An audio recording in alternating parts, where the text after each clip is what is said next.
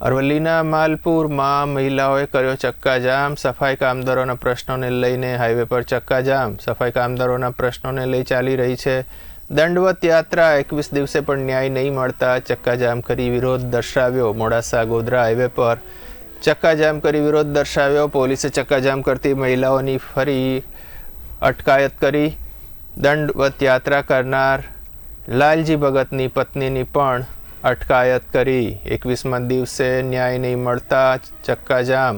Modasa Godhra highway પર ચક્કાજામ કરી વિરોધ દર્શાવ્યો। પોલીસે ચક્કાજામ કરતી મહિલાઓની કરી છે અટકાયત। દંડવત યાત્રા કરનાર લાલજી ભગતની પત્નીની પણ અટકાયત કરવામાં આવી। અરવલ્લીના માલપુરમાં મહિલાઓએ કર્યો ચક્કાજામ। દંડવત યાત્રા કરી રહ્યા છે તો આ સરકાર પણ કઈ સામે જોતી નથી અને મારા પતિને કઈ પણ થશે તો આ તંત્રની જવાબદારી આ સરકારને રહેશે। અને હું પણ ગાંધીનગર જઈ અને અન્ન પાણીનો ત્યાગ કરે અને કઈ આત્મવિલોપન કરવા પણ મારા પતિ માટે હું પણ તૈયાર છું। આ સમજ માટે